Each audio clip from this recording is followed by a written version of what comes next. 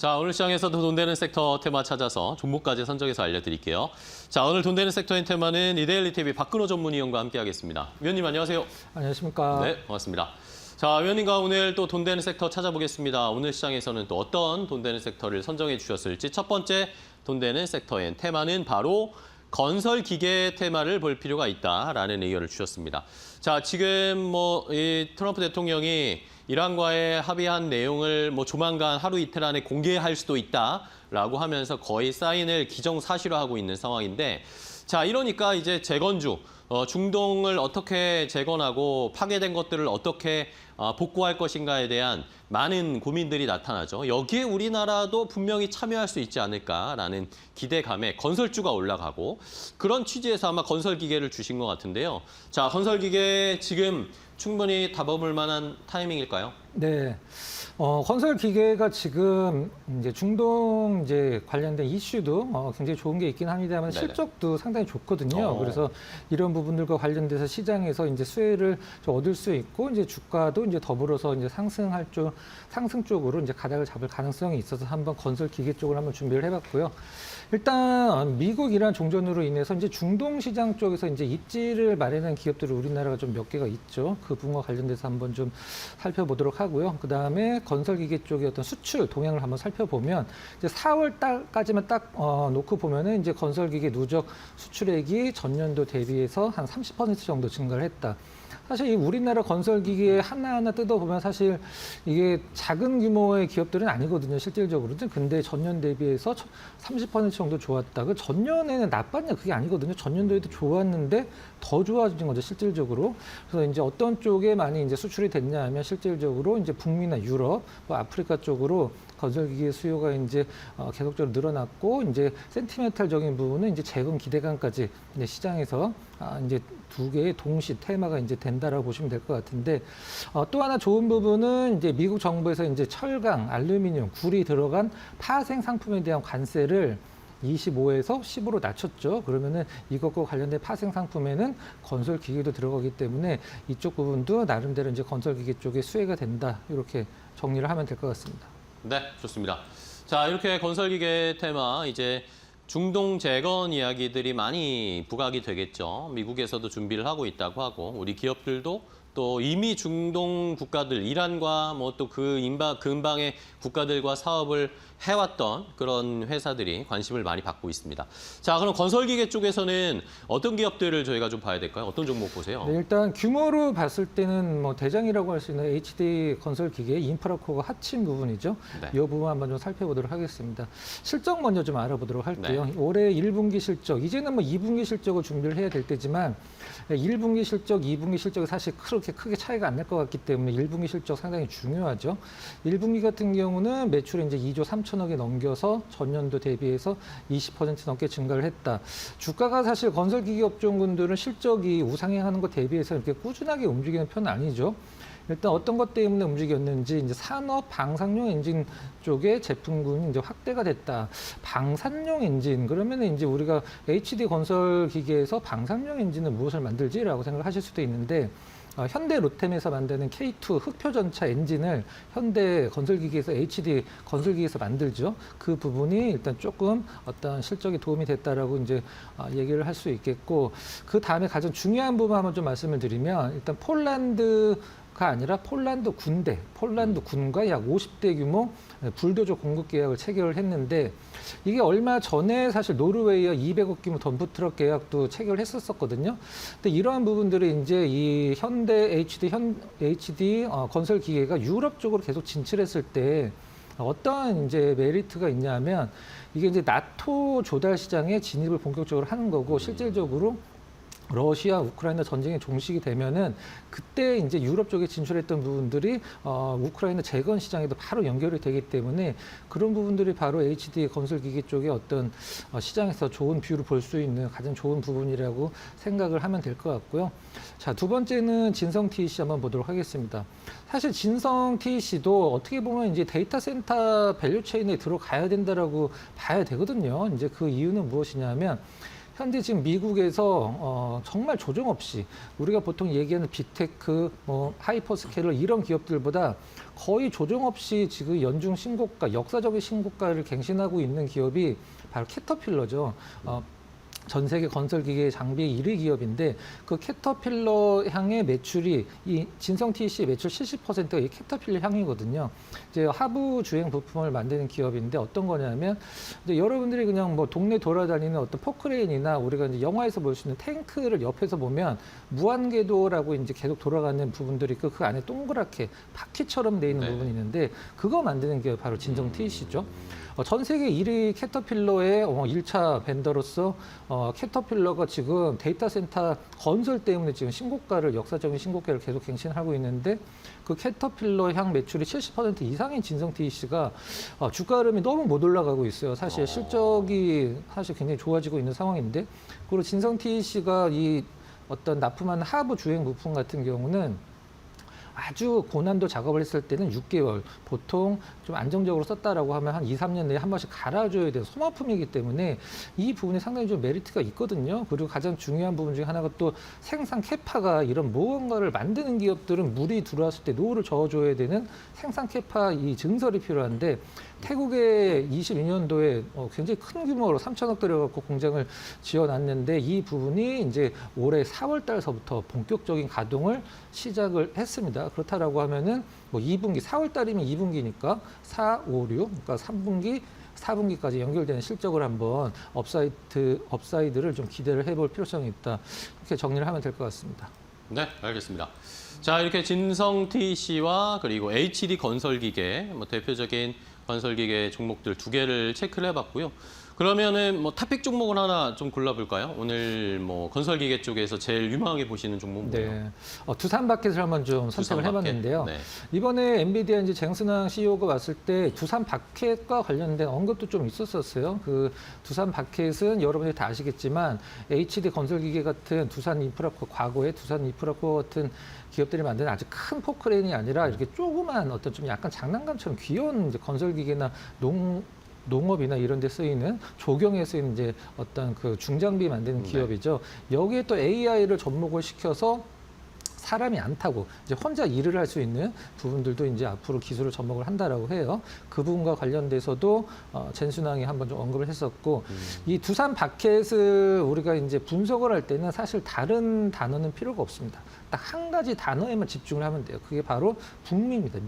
미국, 캐나다 뭐 이런 나라들에서 이 두산 바켓의 실적이 어떻게 되고 있고 그쪽에서의 지금 현재 주택 경기나 건설 경기가 어떻게 되고 있는지만 판단을 하면 사실 쉬운 말로 게임이 끝난 거죠. 일단 북미 쪽의 그 매출이 두산 바켓 전체 매출의 70%이기 때문에 이 부분이 가장 중요합니다. 일단 두산 바켓 같은 경우는 두산그룹의 이제 캐시카우 역할을 하고 있는 거죠. 실제로 두산 기업이 굉장히 힘들었을 때 소위 먹여 살린 기업이 바로 두산 바켓인데 한 2년 동안 조금 주가가 좀 우하향하는 흐름 보여주다가 올해 1분기에 상당히 의미 있는 어떤 실적 반등이 좀 있었죠. 2년 동안 실적 감소해서 올해 1분기에 이제 실적이 턴어라운드 하면서 일단은 턴어라운드의 원년이 이제 되는 게 올해라고 이제 시장 예상을 하고 있는데 일단 좀 디테일하게 들어가 보면 이제 보통 우리가 어떤 물건을 만들 때는 반도체도 마찬가지고 재고라는 게 많이 쌓이면 이제 불황이라고 보통 얘기를 합니다. 그래서 이제 반도체의 재고가 얼마가 남았네 이런 식으로 보통 얘기를 하는데 이 두산바켓에서 만든 중장비도 마찬가지죠. 미국 쪽의 딜러사에 재고가 많이 있으면 팔려도 이 두산바켓에서 다시 그 물건을 생산해서 갖다 놓을 필요가 없기 때문에 매출에 큰 영향이 없겠죠. 근데 지금 미국 딜러사의 재고가 굉장히 타이트하기 때문에 이 조금만 많이 팔려도 두산바켓에서 추가로 생산을 해서 계속적으로 물량을 공급을 해야 된다는 점이 가장 중요한 부분이고 두산바켓에서 제가 말씀드렸을 때 미국의 일단 주택 경기, 건설 경기가 가장 중요하다고 말씀드렸었는데 미국 주택 경기를 한눈에 볼 수 있는 게 바로 미국 모기지 금리를 보시면 됩니다. 미국 모기지 금리가 올해 4월 달에 고점을 찍고 살짝 좀 내려오고 있는 상황이에요. 그동안은 이제 모기지 금리가 하도 올라가다 보니까 주택 경기가 별로 안 좋았었거든요. 그래서 네.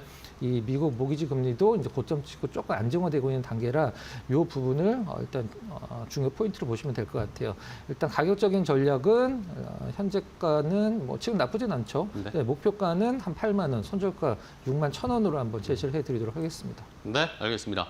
자, 건설기계 뭐 중동의 이란 쪽의 재건 이야기 이제 본격적으로 나올 텐데 건설기계주들 실적도 탄탄하고 이런 이 중동 수혜도 함께 받을 수 있는 업종으로 살펴봤습니다. 탑픽은 두산바켓 선정을 해주셨고요. 자, 다음 또 두 번째 돈 되는 섹터도 바로 공개해드리겠습니다. 두 번째 돈 되는 섹터는 바로 태양광 쪽을 볼 필요가 있다라는 의견을 주셨어요. 자, 태양광 테마는 뭐 신재생 에너지이기도 하고 석유 의존도에서 탈피해야 된다라는 의견도 있고 여기에 일론 머스크도 약간 또 테마가 엮여 있고 여러 가지 좋은 상황이 있습니다. 지금 투자 어떻게 해야 될까요? 네. 태양광 오늘 이제 하나솔루션, 이제 OCI 홀딩스 이제 중심으로 해서 네. 나쁘지 않은 흐름을 좀 연출을 하고 있는데 오늘 태양광 관련된 뉴스가 특별한 건 없긴 합니다만 그래도 스페이스X와 좀 엮여서 태양광을 좋게 봐야 된다라는 기사들이 좀 많이 노출이 좀 됐죠. 일단 스페이스X 관련돼서 미국의 이제 우주에 이 죄송합니다. 우주에 데이터 센터를 만든다라고 하는데 네. 뭐 당연히 만들 수 있으니까 뭐 일론 머스크가 만든다고 하고 이제 준비를 하고 있겠죠, 실제적으로. 근데 이 데이터 센터에서 가장 중요한 것은 여러분들이 이제 어떤 거라고 생각하실지 모르긴 하겠습니다만은 누가 그 데이터 센터를 리스를 하느냐도 상당히 중요하거든요. 데이터 센터를 아무리 만들어놔도 리스할 쪽이 없으면 사실 장사가 안 되는 거죠. 물론 뭐 스페이스X가 만들어 놓고 뭐 XAI가 다 쓸 수도 있긴 합니다만은 뭐 그 정도를 거기다 우주에다 지을 필요는 없고 또 중요한 것은 이 데이터를 지구와 오고 갈 때 그거를 이제 무선으로 이제 당연히 할 수밖에 없는 상황이니까 그게 과연 지금 유선으로 연결되어 있는 데이터 센터 대비해서 얼마만큼의 속도를 또 차지를 할 것인가 그것도 중요하고 가장 중요한 것은 이 데이터 센터 관련돼서 여러분들이 엔비디아 GPU가 들어가면 보통 오래 쓰면 3, 4년 정도 쓰면 이걸 갈아줘야 되거든요. 실질적으로 GPU를 새 걸로 갈아줘야 되는데 그걸 우주 데이터 센터에서 GPU의 어떤 유지 보수를 어떻게 좀 할 것인가 장비들을 그게 어떻게 해결이 되는지 저는 그 부분이 정말 궁금한데 네. 뭐 잘 해결할 거라고 생각을 하고 있고 일단 AI 데이터 센터 이제 전력 수요와 맞물려서 지금 뭐 태양광이 ESS랑 지금 패키지로 같이 시장에서 각광을 받고 있는 상황이긴 하죠. 이제 미국 내에서 이제 비중국산을 뭐 선호한다 아니면 배제를 해야 된다 이런 식으로 얘기를 하긴 합니다만은 사실 지금 가격적으로만 봤을 때는 상대가 안 되죠. 우리나라도 지금 자동차 타고 고속도로 가면 좀만 가면 보이는 이 태양광 발전단지들 보면 거의 95% 이상이 다 중국산이거든요. 그리고 일론 머스크가 이제 우주의 데이터 센터를 하기 위해서 태양광 관련돼서 가장 먼저 방문한 기업이 중국 기업이에요. 실질적으로는 그 부분이 과연 우리나라에 얼마나 수혜가 될지는 좀 숙제로 남겨둬야 될 것 같긴 합니다만은 그래도 센티멘탈적인 측면에서 뭐 움직일 수 있는 뭐 재료로서는 충분하다 이렇게 정리를 하면 될 것 같습니다. 네. 자, 이렇게 태양광 관련 주들이 오늘 좀 움직이고 있는데 뭐 중국 회사에만 관심 갖지 말고 일론 머스크도 우리 태양광 업체들이랑 좀 접촉을 해줬으면 좋겠다는 생각도 드네요. 자, 그러면 관련된 종목 몇 개 체크해 볼게요. 어떤 거 볼까요, 먼저? 얼마 전에 이제 상한가를 가서 신재생 에너지의 어떤 그 훈풍을 불어넣어줬던 SK 이터닉스 한번 이터닉스. 준비를 했는데요. SK 이터닉스는 뭐 태양광 퓨어 플레이어는 아니죠. 이제 풍력도 하고 연료전지도 하고 이제 신재생 에너지 그다음에 이 개발을 해서 이런 부분들을 이제 판매를 하는 그런 이제 주력 사업을 하고 있는 기업인데 얼마 전에 상한가 갔던 이유는 이제 KKR과 이제 1.8조 신재생 에너지 빅딜 체결했다. 지분을 넘겨주는 이런 부분들은 사실 시장에서 중요하게 생각하지 않았어요. 원래는 이 부분들은 4월 달에 이미 확정이 된 부분이기 때문에 그 어떤 이 지분 매각과 관련돼서는 중요한 부분이 아니었고 SK그룹이 KKR과 이제 재생에너지 관련 합작 법인을 설립을 한다. 이게 실질적인 중요 포인트죠. 이것과 관련돼서 SK 이터닉스가 이제 상한가를 갖고 태양광 관련돼서도 움직일 때 뭐 남부럽지 않은 좀 탄력성을 보여주는 기업이 바로 SK 이터닉스고 두 번째 기업으로는 뭐 대장주 역할을 할 수 있는 종목 중에 하나 이제 OCI 홀딩스 한번 준비를 했습니다. 스페이스X 이제 협력 기대감으로 상당한 상승을 보여줬던 기업이죠. 이제 폴리실리콘 한 8천억이다, 뭐 1조다 말이 좀 많긴 한데 3년에서 5년 정도 중장기 공급 계약을 아직 한 건 아니죠. 이제 막바지 조율을 하고 있다라고 이제 시장은 표현을 하고 있는데 뭐 된다 안 된다 얘기가 많긴 합니다만은 뭐 될 가능성이 많기 때문에 어떤 시장에서 노출이 좀 됐다고 보시면 될 것 같고 OCI 홀딩스가 주로 활동한 OCI 홀딩스는 폴리실리콘에 대한 매출이 많을 것 같지만 사실 전체 매출을 100으로 봤을 때 폴리실리콘은 30밖에 안 되죠. 이제 70은 어떤 거냐면 미국에서 정말 거대한 태양광 단지를 조성을 해서 파는 거죠. 그 단지를 프로젝트라고 보통 표현하는데 그걸 파는 건데 주로 어디서 하냐면 텍사스에서 많이 합니다. 미국에서 텍사스에 가장 많이 지어지고 있는 게 바로 AI 데이터 센터죠. 그것과 관련돼서 OCI 홀딩스가 일단은 미국은 이제 태양광을 이제 에너지 안보라고 표현을 하니까 이런 부분과 관련돼서 가치를 좀 재평가 받을 필요성이 있다라고 해서 OCI 홀딩스까지 준비를 해봤습니다. 네.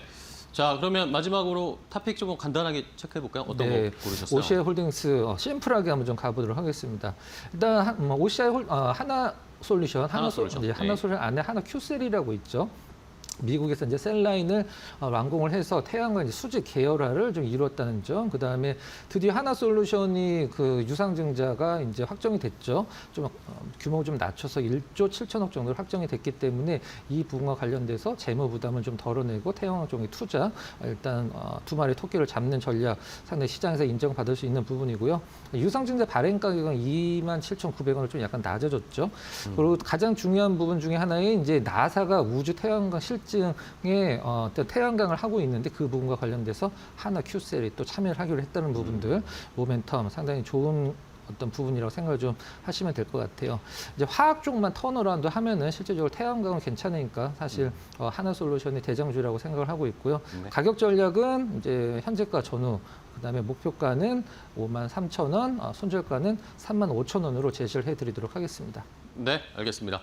자, 태양광 쪽에도 여전히 저희가 관심을 놓지 말아야 되겠습니다. 탑픽 종목으로는 한화솔루션 제시해 주셨으니까 잘 참고해 주시기 바랍니다.